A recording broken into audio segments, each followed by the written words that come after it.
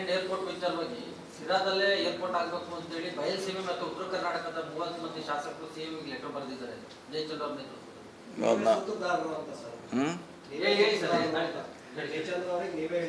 ಈಗಲ್ಲ, ನಾನು 6 ತಿಂಗಳಿಂದ ನನ್ನ ಕಡೆ ಇಲ್ಲಿ ಯಾರೋ ಬಂದಿದ್ರು, 6 ಮಂತಿಂದ ಲೆಟ್ರ್ ಬರ್ದಿದ್ದ. ಈಗ ಅವರೆಲ್ಲ ಬರಿತಿರಬೇಕು. ನಾನು 6 ತಿಂಗಳಿಂದ ಲೆಟ್ರ್ ಬರೆದೆ. ಅವ್ರು ಯಾರೋ ಬಂದ್ರೆ ನಮ್ಮ ಸಿರಾದಲ್ಲಿ ಆಗಬೇಕಂತ, ಒಳ್ಳೇದಾಯಿತು, ನಮ್ಮ ಊರು ಸ್ವೀಪ್ ಆಗ್ತೈತೆ, ಅಲ್ಲೇ ಇರಲ್ಲ ಅಂತ ನಾನು ಹೇಳಿದೆ. ಯಾಕೆ ನಮಗೂ ಬರಲಿಕ್ಕೆ ಹುಬ್ಳಿ, ಬೆಳಗಾವಿ, ಶಿವಮೊಗ್ಗ, ಬಿಜಾಪುರ ನಿಯರೆಸ್ಟ್ ಆಗುತ್ತೆ. ಮುಖ್ಯವಾಗಿ ಅಲ್ಲಿ ಮಾಡೋ ಉದ್ದೇಶ ಅಂದರೆ, ಈಗಾಗಲೇ ಬೆಂಗಳೂರು ಟ್ರಾಫಿಕ್ನಿಂದ ಸಮಸ್ಯೆ ಆಗಿದೆ. ಅದು ಏರ್ಪೋರ್ಟ್ ಆದರೆ ಇನ್ನೂ ಒಂದು 5,000 ಗಾಡಿ ಎಕ್ಸ್ಟ್ರಾ ಆಗ್ತದೆ ಸಿಟಿಯಲ್ಲಿ ಎಂಟ್ರಿ.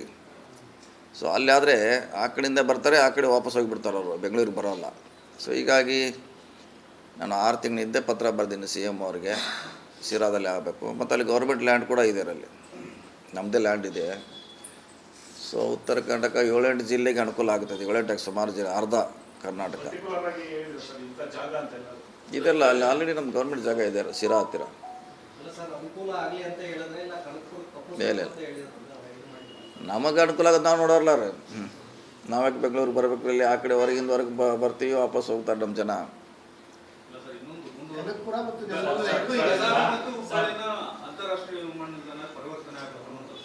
ಅದು ಇದೆ ಅದ, ಅದು ಆ ಕಡೆ ಒಂದು ಕಮಿಟಿಯವರು 2 ಕಡೆ ಬಂದು ನೋಡ್ಕೊಂಡು ಹೋಗಿದ್ದಾರೆ. ಈಗ ತಾವು ಶಿರಾದ, ಈಗ ಜಯಚಂದ್ರ ಅವರು ತಾವು ಪತ್ರ ಬರೆದಿದ್ದಾರೆ, ಅದನ್ನು ಸಹ ಪರಿಗಣಿಸಿ ಅದು ಸಹ ಅದನ್ನು ಅವರು ನೋಡಲಿಲ್ಲ ಅಂತ. ಯಾವ್ದು ಈಗ ನೀವು ಪತ್ರ ಬರೆದಿರೋದಕ್ಕೆ ನಾವು ಮನೆಡೆ ಕೊಡ್ಲಾಗಿದ್ರೆ ಅದನ್ನು ಸೇರಿಸಿ. ಹೌದು, ಇಲ್ಲಿಂದ ಹೋದ್ರಲ್ಲಿ ಸಿರಾ ಇಲ್ಲ, 3 ಮಾತ್ರ ಕಳಿಸಿದ್ರು. ಆ 3 ಮಾತು ನೋಡಿದ್ದಾರೆ. ಮತ್ತೆ ಎಲ್ಲರೂ ಕೊಟ್ಟ ಮ್ಯಾಗ ಮತ್ತೆ ವಾಪಸ್ ಕಳಿಸ್ಬೋದು, ಇದ್ರೂ ನೋಡ್ಕೊಂಡು ಬನ್ನಿ ಅಂತ. ನಾವೇನೋ ಯಾರೋ ಕೊಟ್ಟರು ಕೂಡ ಟೆಕ್ನಿಕಲಿ ಫೈನಲ್ ಮಾಡೋರು ಅವರು, ಎಲ್ಲಿ ಮಾಡಬೇಕು ಅನ್ನೋದು ಅಂತ ಅಂತಿಮವಾಗಿ ಏರ್ಪೋರ್ಟ್ ಅಥಾರಿಟಿ ಆಫ್ ಇಂಡಿಯಾದವರು ಅವ್ರು ಯಾರು ಡಿಸಿಷನ್ ತೊಗೋಬೇಕು. ನಮ್ಮ ಸಮಸ್ಯೆ ನಮಗೆ ಅನುಗುಣವಾಗಿ ನಾವು ಅನುಕೂಲಕ್ಕಾಗಿ ಹೇಳಿದ್ವಿ. ಯಾವುದ್ರೆ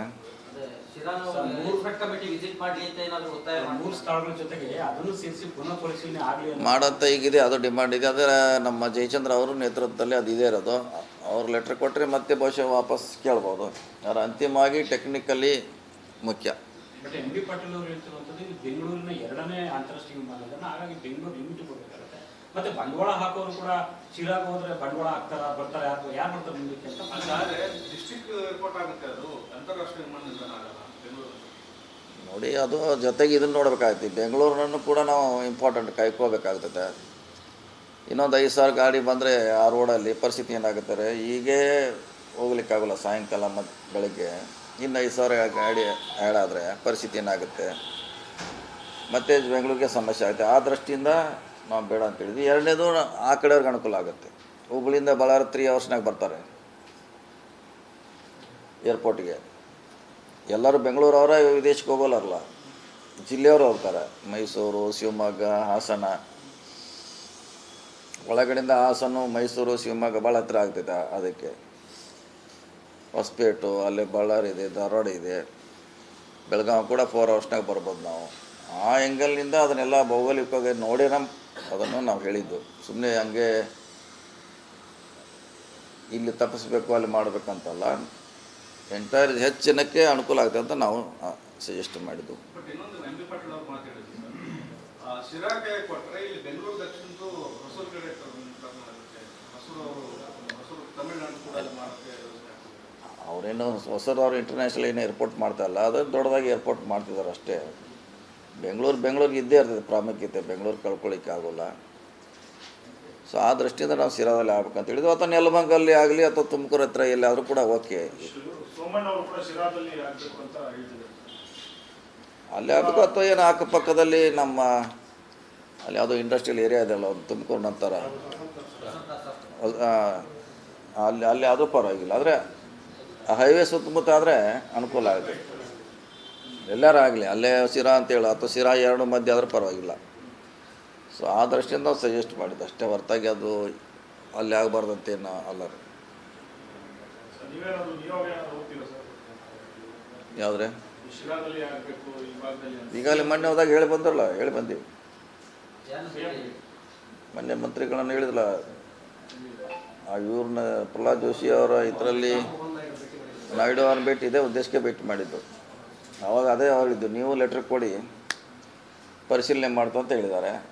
ಅದು ಜಯಚಂದ್ರ ಅವ್ರಿಗೆ ಹೇಳಿದ್ದೀನಿ, ನೀನು ರಾಜನ್ ಅವ್ರು ಕೂಡ ಹೇಳಿದ್ದೀನಿ, ನೀವು ಪತ್ರ ಕೊಡಿಸಿ ಅಂತ. ಅದೊಂದು ಆಗಲಿ ರೀ, ಟೆಕ್ನಿಕಲಿ ಸರ್ವೆ ಆಗಲಿ.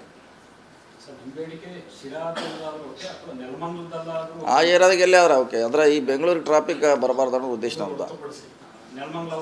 ನೆಲಮಂಗಲ ಆಗಲಿ, ಅದು ವಸಂತ ನರಸಾಪುರ ಇದೆಲ್ಲ ಅಲ್ಲೇ ಆಗಲಿ, ಶಿರಾ ಆಗಲಿ, ಆ ಏರಿಯಾದಾಗ ಎಲ್ಲೇ ಆಗಲಿ, ಅದು ನಮ್ಮದು ಅಲ್ಲೇ ಅಂತಿಲ್ಲ. ತುಮಕೂರು ಆ ಕಡೆ ಆದರೆ ಟ್ರಾಫಿಕ್ಕು ಕಡಿಮೆ ಆಗುತ್ತೆ ಅಂತ ನಮ್ಮದು ಅಷ್ಟೇ ಉದ್ದೇಶ. ಈಗ ಭಾರಿ ಜಟಾಪಟಿ ಶುರುವಾಗ್ಬಿಟ್ಟಿದೆಯಲ್ಲ ಸರ್, ನೀವು ಈ ಕಡೆ ಡಿ ಕೆ ಶಿವಕುಮಾರ್ ಆ ಕಡೆ ಹಾಕ್ಸ್ಕೋಬೇಕು ಅಂತ ನಮ್ಮದೇನು ಆಕ್ಷೇಪ, ನಮ್ಮದು ಹೇಳಿದ್ವಿ ನಾವು. ಈ ಏರ್ಪೋರ್ಟ್ ವಿಚಾರದಲ್ಲಿ ಫೈಟ್ ಶುರು ಇಲ್ಲ ಲಾಭ ನಷ್ಟ ಹೇಳಿದೆವು, ಅಂತಿಮವಾಗಿ ಮಾಡೋರು ಅವರು ಡೆಲ್ಲಿ ಅವರು, ನಾವಲ್ಲ. ನಮ್ಮದು ನಾವು ಹೇಳಿದ್ದೇವೆ ಯಾಕೆ ಮಾಡಬೇಕು ಅಂತ ರೀಸನ್ ಹೇಳಿದ್ವಿ ನಾವು. ಮಾಡೋದು ಬಿಡೋದು ಅಂತಿಮವಾಗಿ ಅವ್ರಿಗೆ ಬಿಟ್ಟು, ನಾವೇನು ಇಲ್ಲೇ ಮಾಡಲ್ಲ. ಅದನ್ನೇ ಫಿಸಿಬಿಲಿಟಿ ರಿಪೋರ್ಟು ಏನು ಬೇಕೋ ಎಂತೋ ಅವ್ರು ಮಾಡಬೇಕು, ನಾವಲ್ಲ. ಅವರು ಅದನ್ನು ಪ್ರತಿಷ್ಠೆಯಾಗಿ ತಗೊಂಡ ರೀತಿ ಇದೆ, ಹಾಗಾಗಿ ಈ ಭಾಗದಲ್ಲಿ ಆಗಬೇಕು ಅಂತ ಅನ್ನೋದು ಅವ್ರ ಡಿಮ್ಯಾಂಡ್ ಆಗಿದೆ. ಬೇರೆ ಜಿಲ್ಲೆಗಳ ಬೇರೆ ಸಮಸ್ಯೆಗಳನ್ನು ಅವರು ಪರಿಗಣಿಸ್ತಿಲ್ಲ ಅಂತ ಯಾವುದ್ರೆ ಸುತ್ತಮುತ್ತ ಆಗಬೇಕು ಅಂತ ಅವ್ರ ಡಿಮ್ಯಾಂಡ್, ಬೇರೆ ಕಡೆ ಅಷ್ಟನ್ನು ಅವ್ರು ಗಮನಿಸ್ತಿಲ್ಲ. ಇಲ್ಲ, ಅದು ಅವ್ರ ಬಗ್ಗೆ ನಮ್ಮದು ಆರೋಪ ಅಥವಾ ಅಲ್ಲಿ ಆಗಬಾರ್ದಿಲ್ಲ. ನಮ್ಮ ಉದ್ದೇಶ ಇಷ್ಟೇ, ಬೆಂಗಳೂರನ್ನು ಮತ್ತೆ ಟ್ರಾಫಿಕ್ನಿಂದ ಮುಕ್ತ ಮಾಡಬೇಕು, ನಮ್ಮವ್ರಿಗೆ ಬರೋರಿಗೆಲ್ಲ ಆ ಕಡೆ ಸುಗಮವಾಗಿ ಆಗ್ಬೇಕು ಅನ್ನೋದು ಅಷ್ಟು ಪಾಯಿಂಟ್ ಅಷ್ಟೇ ನಂದು ಹೊರ್ತು ಇಲ್ಲಿ ಆಗಬೇಕು ಅಲ್ಲಿ ಆಗಬಾರ್ದು, ಅವ್ರಿಗೆ ಇನ್ನಷ್ಟು ಲಾಭ ಪ್ರಶ್ನೆ ಇಲ್ಲ. ಇದು ಸಿಎಂ ಏನು ಹೇಳಿದ್ದಾರೆ? ಸಿಎಂ ಜೊತೆ ಏನೋ ಮಾತಾಡಿದ್ರೆ ಏನು ಹೇಳ್ತಾರೆ? ಸಿ ಎಮ್ ಅವರೆಲ್ಲ ಹೇಳ್ಯಾರ, ಜಯಚಂದ್ರ ಅವರೇ ಮಾತಾಡಿದ್ದಾರೆ, ಪರಮೇಶ್ವರ್ ಅವ್ರು ಅವರೆಲ್ಲ ಮಾತಾಡಿದ್ದಾರೆ. ಯಾಕಂದ್ರೆ ಅವ್ರ ಜಿಲ್ಲೆ ಇರೋದು, ಅವ್ರು ಹೆಚ್ಚು ಒತ್ತಡ ಮಾಡಬೇಕಾಗುತ್ತೆ. ನಾವು ನಮ್ಮ ಅನುಕೂಲಕ್ಕಾಗಿ ನಾವು ಶಿರಾ ಅಂತ ಹೇಳಿದ್ವಿ ಅಷ್ಟೇ, ಮಿಕ್ಕಿದ್ದು ಬೇರೆ ಕಡೆ ಮಾಡಿದ್ರೆ ಪರವಾಗಿಲ್ಲ. ಬರ್ದಿದ್ದೀವಿ ನಾವು ಪತ್ರ, ಇನ್ನು ಮುಂದಿನ ಫಾಲೋ ಅಪ್ ಮಾಡಬೇಕಲ್ಲ. ಅದಕ್ಕೆ ಮೊನ್ನೆ ಡೆಲ್ಲಿಯಲ್ಲಿ ಕೂಡ ಹೇಳಿ ಬಂದಿದ್ದೀವಿ, ಅವ್ರ ಪತ್ರ ಕೊಡಿ, ನಾವು ಅದನ್ನು ಬೇಕಾದ್ರೆ ನಿಮ್ಮದು ಇನ್ಕ್ಲೂಡ್ ಹೆಸರು ಮಾಡಿ ಸರ್ವೆ ಮಾಡ್ತಂತ ಹೇಳಿದ್ದಾರೆ. ಅದು ಗೊತ್ತಿಲ್ಲ ಅದು ಮುಂದೆ. ಯಾಕೆಂದರೆ ಇಲ್ಲೇ 5 ಜಾಗ ಗುರುತಿಸಲಾಗಿತ್ತು ಸರ್, ವಸಂತ ನರಸಾಪುರ, ನೆಲಮಂಗಲ, ಕನಕಪುರ, ಬಿಡದಿ ಅಂತ. ಹೊಸ ಶಿರಾ ಜಾಗ ಬಿಟ್ಟು ಕೇವಲ 3 ಮಾತ್ರ ಅಲ್ಲಿ ಶಿಫಾರಸು ಮಾಡಿದ್ರು. ಕನಕಪುರದಲ್ಲಿ 2 ಪ್ಲೇಸ್ ಗುರ್ತು ಮಾಡಿದ್ದಾರೆ, ಮತ್ತೆ ನೆಲಮಂಗಲ ಮಾತ್ರ. ಇದೊಂದು ಒತ್ತಡ ಇರ್ಬೋದಾ ಅಂತ ಸರ್ಕಾರ 3-4 ಕಳ್ಸೇ ಕಳ್ತದೆ. ಅದನ್ನು ಐಡೆಂಟಿಫೈ ಮಾಡಿ ಅದನ್ನ ಕನೆಕ್ಷನ್ದಲ್ಲಿ ಬಿಡ್ತಾರೆ ಅಂತ ಈಗ ನೋಡಬೇಕಲ್ಲ, ಅಲ್ಲಿರುವಂಥ 4-5 ಜನ ಪ್ರವಾಹಿ ಸಚಿವರಿದ್ದಾರೆ, ಕೇಂದ್ರ ಇದ್ದಾರೆ, ರಾಜ್ಯ ಇದ್ದಾರೆ. ಇನ್ನು ಅವ್ರ ಡಿಸಿಷನ್ ಹೋಗ್ಬೇಕಲ್ಲ. ನಾವು ಹೇಳೋ ಅಷ್ಟು ಹೇಳಿದ್ವಿ ಅಷ್ಟೇ. ನಾವು ಇವ್ರು ಕೇಂದ್ರದ ಪ್ರಭಾ ಸಚಿವರನ್ನು ಭೇಟಿ ಮಾಡಿದ್ರು ಸರ್, ಅವ್ರ ಕಡೆ ಇನ್ಫ್ಲೂಯೆನ್ಸ್ ಮಾಡಿ ಆ ಭಾಗಕ್ಕೆ ಮಾಡಿಸ್ತೀರಾ ಅಂತ. ನಮಗಾದ್ರೆ ನಮ್ಮ ಹುಬ್ಳಿ ಬೆಳಗಾವಿ ಸಮೀಪ ಅಲ್ಲದ ನಾವು ಅಲ್ಲೇ ಡಿಮಾಂಡ್ ಮಾಡೋಲ್ಲ. ಮತ್ತೆ ಬೆಂಗಳೂರು ಬರ್ಬೇಕು ನಾವು? ಬೆಂಗಳೂರಿನವ್ರಿಗೆ ಲಾಭ ಮಾಡ್ತಾಯಿದ್ದೀವಿ ನಾವು, ಎಷ್ಟು ಗಾಡಿ ಇಲ್ಲಿ ಬರಬಾರ್ದು ಅಂತ ಊರ ಒಳಗಡೆ. ಕುಮಾರಸ್ವಾಮಿ ಅವರ ಜೊತೆ ಭೇಟಿ ಮಾಡಿದಾಗ ವಿಚಾರ ಪ್ರಸ್ತಾಪ ಆಗಿತ್ತು? ಇಲ್ಲ, ಅವ್ರಿಗಿಲ್ಲ. ನಾವು ಇವರು ಪ್ರಹ್ಲಾದ್ ಜೋಶಿ ಅವರು ಮತ್ತು ಮಂತ್ರಿ ಕನ್ಸರ್ನ್ ಮಿನಿಸ್ಟ್ರಿಗೆ ಚರ್ಚೆ ಮಾಡಿದ್ದೀವಿ. ಯಾಕಂದ್ರೆ ಅವ್ರು ಕೈಗಾರಿಕಾ ಸಚಿವರಾಗಿರೋ ಕಾರಣಕ್ಕೋಸ್ಕರ ಅವ್ರಿಗೆ ಕನ್ಸರ್ನ್ ಇದೆ. ಸರಿ, ನಿಮ್ಮ ಸರ್ಕಾರದ ವಿರುದ್ಧ ಬಿಜೆಪಿ ಅವರು ಮತ್ತೆ JDS ನ ಹೋರಾಟ ಮಾಡ್ತಾ ಇದ್ದಾರೆ. ಜನ ಬೆಲೆ ಏರಿಕೆ ಮಾಡಿ ಜನರನ್ನ ಸರ್ಕಾರ ಬರ್ತಾ ಇದೆ. ಈಗ ಪೆಟ್ರೋಲ್ ಡೀಸೆಲ್ ದರ ಏರಿಕೆ ಮಾಡಿದ್ರು, ಹಾಲಿನ ದರ ಏರಿಕೆ ಮಾಡಿದ್ರು, ಎಣ್ಣೆಯಿಂದ ನೀರಿನ ದರ ಏರಿಕೆ ಮಾಡ್ತಾ ಇದ್ದಾರೆ. ಗಾಳಿಗೆ ಬಂದ್ಬಿಟ್ಟು ಎಲ್ಲಕ್ಕೂ ಟ್ಯಾಕ್ಸ್ ಹಾಕ್ತದೆ ಸರ್ಕಾರ. ಮಾಡಲಿ, ಅವರು ಒಟ್ಟು ಸೇರಿಸೇ ಮಾಡ್ರೆ ಒಳ್ಳೇದು. ಅವ್ರದ್ದೇನೇ ಹೆಚ್ಚು ಮಾಡ್ಯಾರಲ್ಲ ಅವ್ರು 1 ವರ್ಷದಲ್ಲಿ, ಅದನ್ನ ಸೇರಿಸಿ ಮಾಡ್ರೆ ನಮ್ಮ ಕೆಲಸ ಹಗರ ಆಗ್ತದೆ ಅಂತ. ಈಗ ಅವ್ರು ಏನು ಮಾಡಲ್ಲ 1 ವರ್ಷದಲ್ಲಿ, ಅದನ್ನು ಸೇರಿಸಿ ಮಾಡ್ರೆ ನಮಗೆ ಸಮಸ್ಯೆ ಪರಿಹಾರ ಆಗ್ತದೆ. ನಾವು ಸ್ಟ್ರೈಕ್ ಮಾಡೋದು ನಿಲ್ತದೆ. ಅವ್ರು ಏನೇನು ಮಾಡ್ಯಾರ 1 ವರ್ಷದಲ್ಲೇ ಅವು ಒಟ್ಟಾಗಿ ಸೇರಿಸಿ ಮಾಡಿದ್ರೆ ಒಳ್ಳೆಯದು. ಅವನು ಗಮನ ಸೆಳಿಬೇಕಲ್ಲ ಬಂದೆವು. ಅವ್ರು ಏನೇ ಮಾಡ್ಯಾರ ಮತ್ತು ಗಮನ ಸೆಳಿಬೇಕು. ನಾವು ಅಷ್ಟೇ ಹೇಳಿದ್ರೆ ಹೆಂಗೆ, ಅವ್ರದ್ದು ಹೇಳಬೇಕು. ಪಕ್ಷ ತೀರ್ಮಾನ ಮಾಡಬೇಕಲ್ಲ, ಅದು ಪಕ್ಷ ಮಾಡಬೇಕಷ್ಟೆ ಹೋರಾಟ. ಈಗ ಸಿಎಂ ವಿರುದ್ಧ ಮತ್ತೊಂದು ಮಿನಿ ಕೇಸ್ ವಿಚಾರವಾಗಿ ಸರ್, ರಿನ್ಯೂವಲ್ ಮಾಡೋದಕ್ಕೆ ಎಲ್ಲ 500 ಕೋಟಿ ಕಿಕ್ಬ್ಯಾಕ್ ಆರೋಪ ಅಂತ ಸರ್ ಪ್ರಾಸಿಕ್ಯೂಷನ್ಗೆ ಅನುಮತಿ ಕೋರಿ ನೋವಾಗಿ ಅರ್ಜಿ ಕೊಟ್ಟಿದ್ದಾರೆ ಸರ್. ಅದೆಲ್ಲ ಹೇಳೋಕ್ಕಾಗಲ್ಲ, ಹಂಗೆ ಆರೋಪ ಮಾಡ್ತಾರೆ ಅದೆಲ್ಲ ಸಾಬೀತು ಆಗಬೇಕಲ್ಲ, ಹೇಳೋದು ಅಷ್ಟೇ ಆಗ್ತದೆ. ಈ ಮೋಡದಲ್ಲಿ ಏನಾಯ್ತು ಈಗ ಏನಾಗಲಿಲ್ಲ, ಏನಾಯ್ತು ರೀ ಹಂಗೆ ಆಯಿತು. ಅದು ಪರ್ಮಿಷನ್ ಕೊಟ್ಟರು ಸರ್, ಇಡಿ ತನಿಖೆ ಮಾಡ್ಲಿಕ್ಕೆ ಪರ್ಮಿಷನ್ ಕೊಟ್ಟಿದ್ದಾರೆ. ಇಡಿ ಆಲ್ರೆಡಿ ತನಿಖೆ ಮಾಡ್ತಿದ್ದಾರಲ್ಲ ರೀ, ಮಾಡ್ತಿಲ್ಲ ಮಾಡತ್ತಾರ ಅವರು. ಅದು ಸ್ಟಾಪ್, ಅದು ECR ಕ್ಯಾನ್ಸಲ್ ಮಾಡಿದ್ರು, ಮತ್ತೆ ಡಬಲ್ ಬೆಂಚ್ ಅವರು ತನಿಖೆ ಮಾಡಿ ಪರ್ಮಿಷನ್ ಕೊಟ್ಟಿದ್ದಾರೆ. ಮಾಡಲಿ, ಯಾರು ಬೇಡ ಅದು ಮಾಡಲಿಬಿಟ್ಟು ಮಾಡಲಿ. ಎಲ್ಲದಕ್ಕೂ ನಾವು ಉತ್ತರ ಕೊಡಲಿಕ್ಕಾಗಲ್ಲ, ನಮಗೇನು ಸಂಬಂಧಪಟ್ಟದ್ದು ಅಲ್ಲ. ಯಾರು ಎಲ್ಲಿ ಯಾವ ಕೇಸು ಯಾರು ಅಲಿಗೇಷನ್ನು ಅವರೇ ಮಾಡಬೇಕದು. ನಮಗೆ ಅದ್ರ ಬಗ್ಗೆ ನಮ್ಮ ಮಾಹಿತಿನೂ ಇಲ್ಲ, ನಾವು ಹೇಳಲಿಕ್ಕೂ ಆಗೋಲ್ಲ ಅದು. ಕಾರ್ಯಕಾರಿಣಿನಲ್ಲಿ ಮತ್ತಿದ್ದೇನೆ ವಿದೇಶಪರವಾಗಿ ಸಿಎಂ ಸಿದ್ದರಾಮಯ್ಯ ಏನಾದರೂ ಟಾರ್ಗೆಟ್ ಮಾಡಿದ್ದಾರೆ ಸರ್. ಸರ್ ಸಿದ್ದರಾಮಯ್ಯನವರು ಟಾರ್ಗೆಟ್ ಮಾಡಿ ಈ ರೀತಿ ಹಳೆ ಒಂದು ಕೇಸುಗಳೆಲ್ಲ ಕೆದಕಿ ಅವ್ರ ಮೇಲೆ ರಾಜಕೀಯವಾಗಿ ಏನಾದರೂ ಒಂದು ಪಿತೂರಿ ಮಾಡ್ತಕ್ಕಂಥ ಕೆಲಸ ಗೊತ್ತಿಲ್ಲ, ಅದ್ರ ಬಗ್ಗೆ ನನಗೆ ಮಾಹಿತಿ ಪೂರ್ಣ ಮಾಹಿತಿ ಇಲ್ಲ, ಗೊತ್ತಿಲ್ಲ ಯಾರು ಮಾಡಿದ್ದಾರೆ. ಮುಡಾದಲ್ಲಿ ಕೂಡ ದೊಡ್ಡ ಮಟ್ಟದ ಹಗರಣ ಅಂತ ಹೇಳ್ತಾ ಇದ್ರು, ಲೋಕಾಯುಕ್ತ ಕ್ಲೀನ್ ಚಿಟ್ ಕೊಟ್ಟು ಈಗ ಗಣಿ ವಿಚಾರ ಕೈಗೆತ್ತಿಕೊಂಡಿದ್ದಾರೆ. ನೋಡೋಣ, ಅದು ಇನ್ನೂ ಚರ್ಚೆ ಅಂತಲ್ಲಿದೆ. ಕೈವಾಡ ಕಾಣದ ಕೈಗಳ ಕೈವಾಡ ಇದ್ದೇ ಇರ್ತಾವೆ, ಇಲ್ಲ ಹೇಳೋಕ್ಕಾಗಲ್ಲ, ಇದ್ದೇ ಇರ್ತಾವ್ರು, ಹೇಳಲಿಕ್ಕಾಗಲ್ಲ.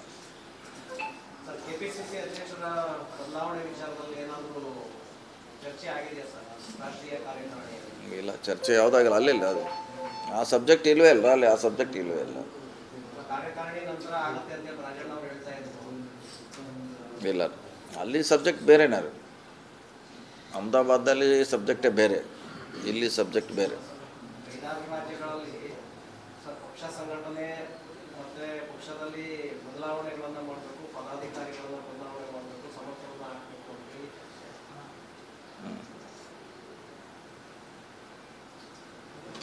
ಆ ರೀತಿ ಯಾವುದೇ ಚರ್ಚೆ ಆಗಿಲ್ಲ. ಅದು ಹೈಕಮಾಂಡ್ ಮಾಡಿದಲ್ಲಿ ಯಾವಾಗ ಮಾಡ್ತಾರೆ ಅಷ್ಟೇ. ಸರ್ ಈಗ ಕೊನೆಯದಾಗಿ ರಾಜಣ್ಣ ವಿರುದ್ಧ ಅಧಿಕೃತ ಪ್ರಯತ್ನ ಮತ್ತೆ ಜಾತಿ ವಿರುದ್ಧ ಭ್ರಷ್ಟಾಚಾರದ ಆರೋಪ, ಈಗ ತಮ್ಮ ವಿರುದ್ಧ ಕೂಡ LOC ಕ್ಲಿಯರ್ ಮಾಡೋದಕ್ಕೆ ಒಂದು ರೀತಿ ಕಮಿಷನ್ ಆರೋಪ ಅಂತೇಳಿ ಬಿಟ್ಟಿದ್ದಾರೆ. CM ಆಪ್ತರನ್ನೇ ಟಾರ್ಗೆಟ್ ಮಾಡ್ತಾ ಇಲ್ಲ, ಇಲ್ಲ. ನಮ್ಮಲ್ಲಿ ಏನು ಮಾಡೋದಿಲ್ಲ, ಅದೇ ಹೇಳಿದ್ವಲ್ಲ, 20 ಕೊಡ್ಸಿಂಗ್ ನಮ್ಮ ಪ್ರಾವಿಷನ್ ಇದೆ, ಸ್ಪೆಷಲ್ ಅಂತ ಕೊಡ್ತೀವಿ. ಅಂದರೆ ಪ್ರಿಯಾರಿಟಿ ಎಲ್ಲರೂ ಕೊಡ್ತೀವಿ, ಸ್ಪೆಷಲ್ ಅಂದರೆ ಅರ್ಥ ಪ್ರಿಯಾರಿಟಿ ಎಲ್ಲರೂ ಕೊಡ್ತೀವಿ. ಮಿಕ್ಕಿದ 80% ಪ್ರಿಯಾರಿಟಿ ಪ್ರಕಾರ ಕೊಡ್ತೀವಿ. ಇದು ಇವತ್ತಿಂದ ಎಲ್ಲ ಮುಂಚೆ ಅದು ಕೂಡ ಪಕ್ಷದಲ್ಲಿ ಏನಾದರೂ CM ಆಪ್ತರು ಇವೆಲ್ಲ CM ಪಡೆದಲ್ಲಿ ಗುರುತಿಸ್ತಾರೆ. ಹಂಗೇನಿಲ್ಲ, ಎಲ್ಲದಕ್ಕೂ ಟಾರ್ಗೆಟ್ ಅಂತ ಹೇಳಲಿಕ್ಕಾಗಲ್ಲ. ಅವ್ರು ಮಾಡೋರು ಮಾಡ್ತಾರೆ, ಅದಕ್ಕೆ ಉತ್ತರ ಕೊಡಬೇಕಾಯ್ತು ಅಷ್ಟೇ. ಈಗ ಎಲ್ಲದಕ್ಕೂ ನಾವು ಯಾರು ಹೇಳಿದ್ರೆ ಅದು ನಮ್ಮ ವಿರೋಧ ಅಂತ ಹೇಳಲಿಕ್ಕಾಗಲ್ಲ. ಅವ್ರು ಏನಾದ್ರು ಹೇಳೋದಕ್ಕೆ ಉತ್ತರ ಕೊಡಬೇಕಾದ ನಮ್ಮ ಡ್ಯೂಟಿ, ನಾವು ಉತ್ತರ ಕೊಡ್ತೀವಿ ಅಷ್ಟೇ. ನಾಗೇಂದ್ರ ವಿರುದ್ಧ ಪ್ರಾಸಿಕ್ಯೂಷನ್ಗೆ ಅನುಮತಿ ಕೊಟ್ಟಿದ್ದಾರೆ. ತನಿಖೆ ಆಗ್ಬೇಕು ಅಷ್ಟೇ, ಮತ್ತೇನು ಮಾಡಿದ್ರಿ, ಇನ್ನೂ ವೇಟ್ ಮಾಡಬೇಕು. ತನಿಖೆ ಆಗಬೇಕು, ವೇಟ್ ಮಾಡೋದು. ಓಕೆ ರೀ. ಸರ್ ಈ ಎಕ್ಸ್ ಪೊಲೀಸ್ ಮನ್ಗಳನ್ನ ಅವರು ಇವತ್ತು ನಿಮ್ಮನ್ನ ಭೇಟಿ ಮಾಡೋದಕ್ಕೆ ಹೋಗಿದ್ದಾರೆ ಸರ್. ವರ್ಗಾವಣೆ ವಿಚಾರದಲ್ಲಿ ಸರಿಯಾಗಿ ಸ್ಪಂದನೆ ಇಲ್ಲ ಗೃಹ ಇಲಾಖೆಯಿಂದ, ನೀವಾದರೂ ಸ್ವಲ್ಪ ಒತ್ತಡ ತರ್ತೀರಾ? ಎಲ್ಲಿವರೆಗೂ ಎಲ್ಲಿಂದ ಎಲ್ಲಿಗ್ರಿ? ಪೊಲೀಸ್ ಇಲಾಖೆಯಲ್ಲಿ ಸರ್ ಜಿಲ್ಲಾ ವರ್ಗಾವಣೆ ವಿಚಾರದಲ್ಲಿ ಪತಿ ಪತ್ನಿ ಭಾಳಷ್ಟು ಪೆಂಡಿಂಗ್ ಇದಾವೆ. ನಾವು ಕೂಡ ಭಾಳಷ್ಟು ಜನಕ್ಕೆ ಪತ್ರ ಕೊಟ್ಟಿದ್ದೀವಿ. ಕೆಲವು ಮಾಡಿದ್ದಾರೆ, ಇನ್ನು ಕೆಲವು ವೇಟಿಂಗ್ನಲ್ಲಿದ್ದಾರೆ. ಸೊ ಅದು 7 ವರ್ಷ ಆದವ್ರಿಗೆ ಮಾಡಬೇಕಂತ ಒಂದು ರೂಲ್ ಇದೆ, 7 ವರ್ಷ. ಬಹುತೇಕ ಮಾಡಿಲ್ಲ. ಇಲ್ಲ, ಕೆಲವು ಮಾಡಿದ್ದಾರೆ, ಇಟ್ಬಿಟ್ಟಿದ್ದಾರೆ ಸರ್. ಕೆಲವು ಹೆಣ್ಣು ಪೆಂಡಿಂಗ್ ಇದೆ. ಇನ್ನು ತುಂಬಾ ಸಮಸ್ಯೆ ಆಗ್ತಾ ಇದೆ ಅಂತೇಳಿ ಯಾವುದು ಬೇಡಿಕೆ ಇದೆ. ನಾವು ಸುಮಾರು ಸಾರಿ ಗೃಹ ಸಚಿವರಿಗೆ ಒತ್ತಾಯ ಮಾಡಿ, ಈಗೂ ಮತ್ತೆ ಅಷ್ಟು ಬೇಗ ಅವ್ರು ಕ್ಲಿಯರ್ ಆದರೆ ಅವ್ರವ್ರ ಜಿಲ್ಲೆಗೆ ಹೋಗಿಬಿಡ್ತಾರೆ ಅವರು. ಕ್ಯಾಬಿನೆಟ್ನಲ್ಲಿ ಏನಾದರೂ ಪ್ರಸ್ತಾಪ ಮಾಡ್ತಾರೆ ಸರ್? ಇಲ್ಲ, ಅದು ಹೋಮ್ ಮಿನಿಸ್ಟರ್ ಡಿಸಿಷನ್ ತೊಗೋಬೇಕು ಅಷ್ಟೇ. ಅದೇನು ಕ್ಯಾಬಿನೆಟ್ಗೆ ಏನು ಸಂಬಂಧಪಟ್ಟದಲ್ಲ. ಹೋಮ್ ಮಿನಿಸ್ಟ್ರು ಅವ್ರಿಗೆ ಅಧಿಕಾರಿಗಳಿಗೆ ಹೇಳಿದರೆ 7 ವರ್ಷ ಯಾರಾಗಿದೆ ಅವ್ರು ಬಿಟ್ಟು ಬಿಡಿ ಅಂದರೆ ನಿಮಗೂ ಸಾಕಷ್ಟು ಮನವಿಗಳು ಬರ್ತಾ ಇರುತ್ತೆ ಸರ್. ಜಿಲ್ಲೆ ನಾವು ಮಾಡ್ತೀವಿ. ನಾವು ಸುಮಾರು ಪತ್ರ ಕೊಟ್ಟಿದ್ದೀವಿ ನಾವು ಆಯಾ ಜಿಲ್ಲೆಯಲ್ಲಿ.